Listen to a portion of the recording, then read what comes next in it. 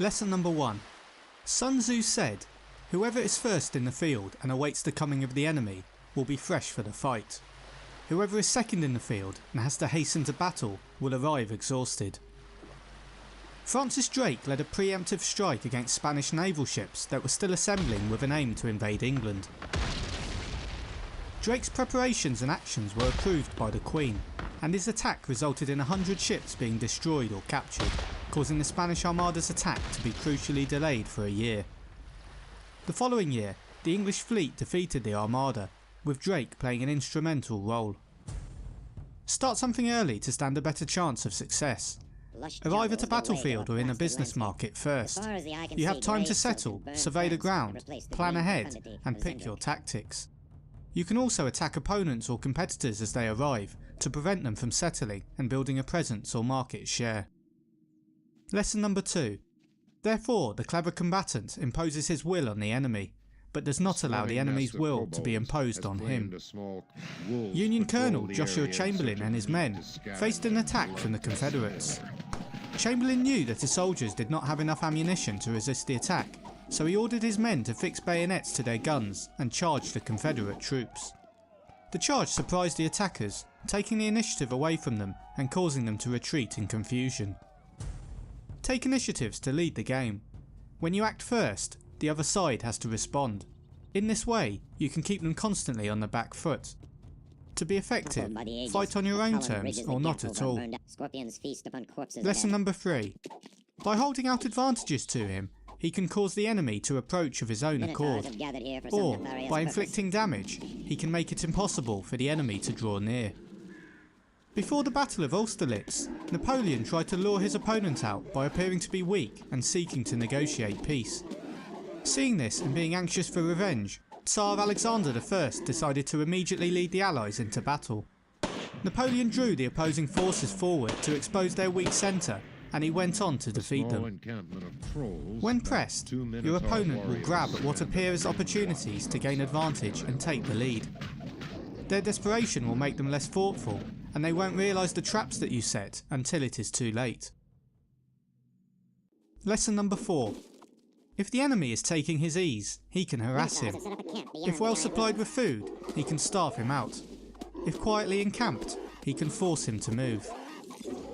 In the First and Second World Wars, German U-boats were used primarily to target merchant ships that sailed in a convoy, bringing supplies to the United Kingdom from overseas.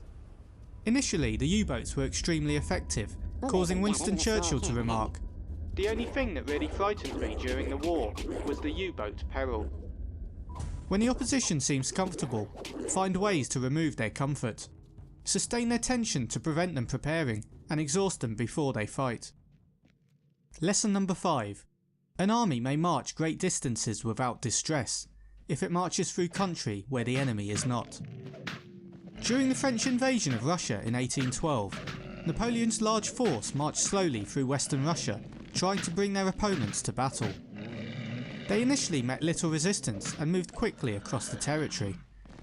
Later, Cossacks burnt villages and crops to stop the French living off the land as they progressed. A lack of alternative supplies led to starvation and slow progress for Napoleon's men. When travelling through occupied territory, you must be continually scouting around and in a state of constant readiness. When there is nothing to fear, you can move at speed without caution. Lesson number 6. You can be sure of succeeding in your attacks if you only attack places which are undefended. You can ensure the safety of your defence if you only hold positions that cannot be attacked. When the Vikings sailed over to Britain, they raided various sites. In particular, they focused on largely undefended religious buildings that housed monks, which provided minimal resistance. Where possible, attack areas which are unguarded. If all places are defended, select points to attack where defences are weakest. Ensure you have no weak points of your own that offer your foe an easy way in. Lesson number 7. O divine art of subtlety and secrecy. Through you we learn to be invisible, through you inaudible, and hence we can hold the enemy's fate in our hands. Camouflage has been used since the Gaelic Wars, when Julius Caesar sent ships to the coast of Britain. These scouting ships were sent to gather intelligence and were painted in Venetian blue, which was a similar colour to that of the sea. The sailors also wore the same colours to increase the effect of the visual deception. Use camouflage and secrecy to cover your locations and intent. It will allow you to act at will, even from within enemy ground, as an opponent without form or sound is very difficult to attack. Lesson number 8.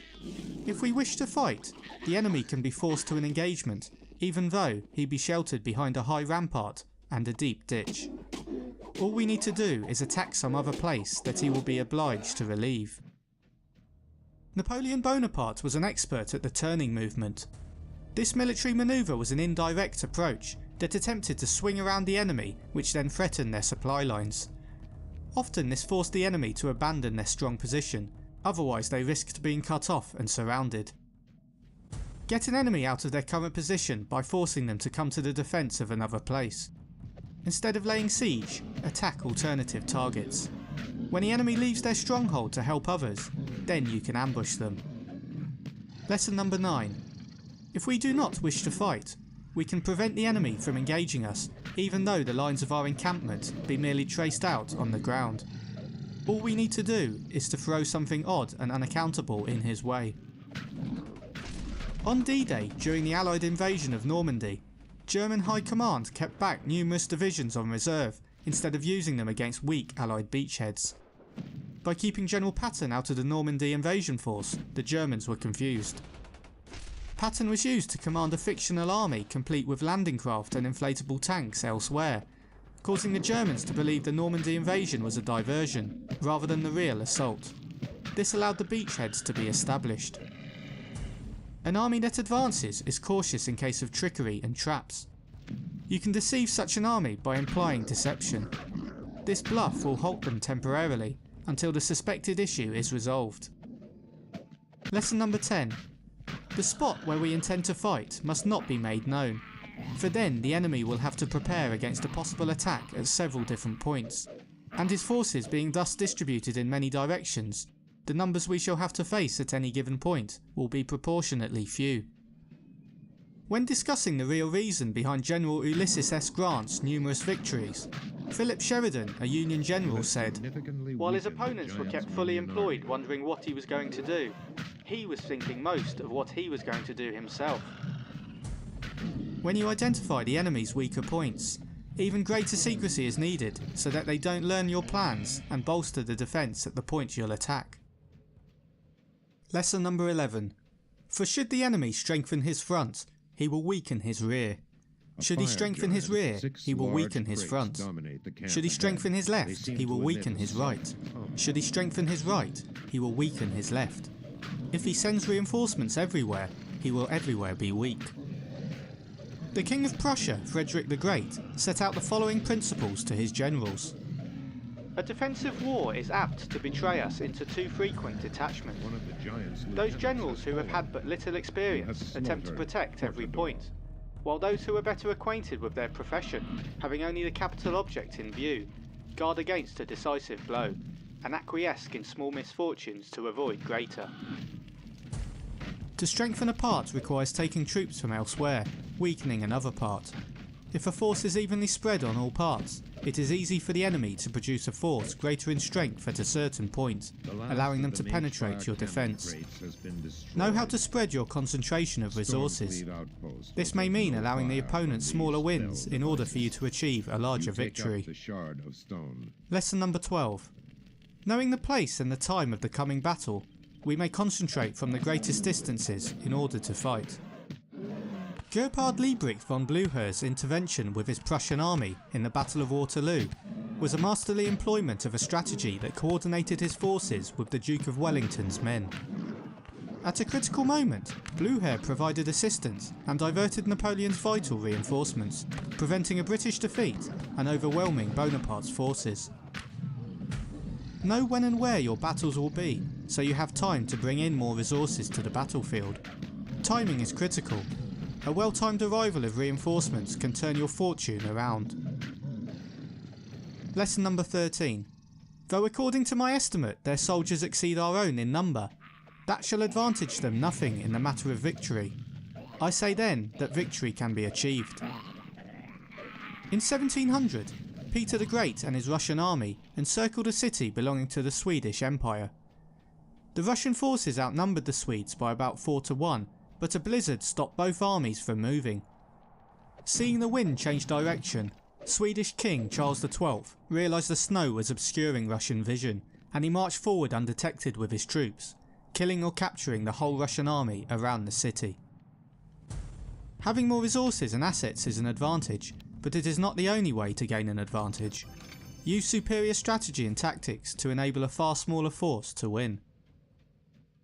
Lesson number 14. Carefully compare the opposing army with your own, so that you may know where strength is superabundant and where it is deficient. The Battle of Crécy was a victory for England against France, despite having a smaller army on the battlefield. The use of longbows by the English, which were quicker to fire with a longer range than the French crossbows, was a significant factor to the triumph. Compare yourself with your opponent in all skill sets, and understand who is superior in each and to what extent. Take advantage in the places where you are superior. Express caution in the areas where you are weaker. Lesson number 15. In making tactical dispositions, the highest pitch you can attain is to conceal them. Conceal your dispositions and you will be safe from the prying eyes of the subtlest spies, from the machinations of the wisest brains. Many of the most successful Roman generals kept their strategies as secret as possible. This not only provided an upper hand against enemies that were unaware of their plans, but it also protected their own soldiers too. In battle, spying and intelligence is a subtle but important activity. The opponent may be able to infiltrate into your people, so the more important your plans, the more secret you must keep them, and for as long as possible. Know who you can trust. Lesson number 16. All men can see the tactics whereby I conquer, but what none can see is the strategy out of which victory is evolved. When Richard the Lionheart faced the army of Saladin, his tactics involved forming a defensive position with his back to a river. There he waited despite being under constant missile attack. Saladin could see the tactic, but was unaware Richard's strategy was to wait for him to get impatient. Saladin thought Richard and his crusaders wouldn't move for days, so he ordered his men off their horses to better fire their missiles. When he saw this, Richard ordered his heavy cavalry to charge, flattening the enemy and winning the battle. Tactics are actions that are part of an overall strategy. Understand the strategy and you may be able to predict probable tactics. Good tactics do not give away the strategy. They will surprise the enemy or cause them to believe you are using an altogether different strategy. Lesson number 17.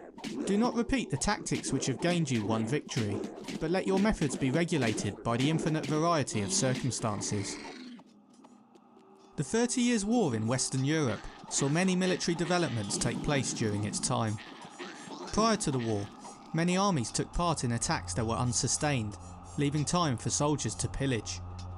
That approach proved unsuccessful in this war, as successful attacks were continual and offensive tactics became more common. A fast offensive campaign gave the enemy little time to prepare its defences. It is tempting to repeat using a method you are successful with, but success often comes from the surprise created. Lightning is very unlikely to strike twice. Innovation is critical, especially when it comes to business. Keep opponents guessing by including changing direction in your strategic innovation. Lesson number 18. So in war, the way is to avoid what is strong and to strike at what is weak.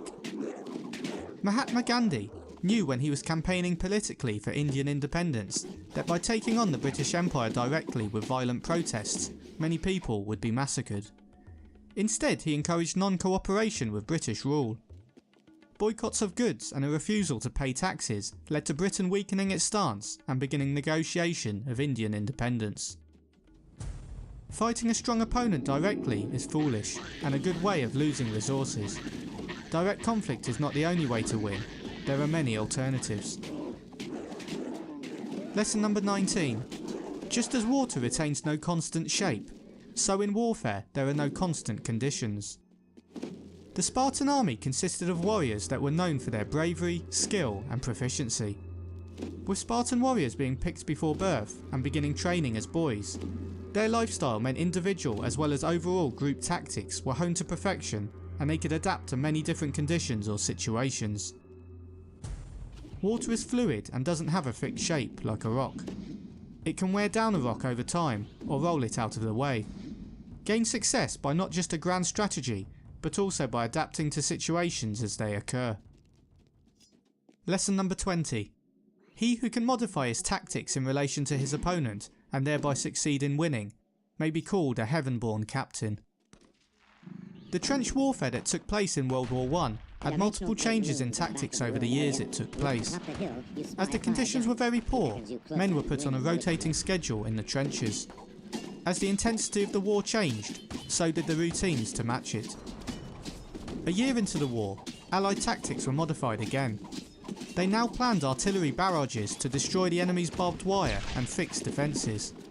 These attacks were closely monitored and carefully controlled. Be sure to sense even the slightest change in your environment and respond as necessary, whilst always remembering your ultimate goal. Do not react purely based on the present, but try to think about your vision further down the line and how to cope with all the possibilities.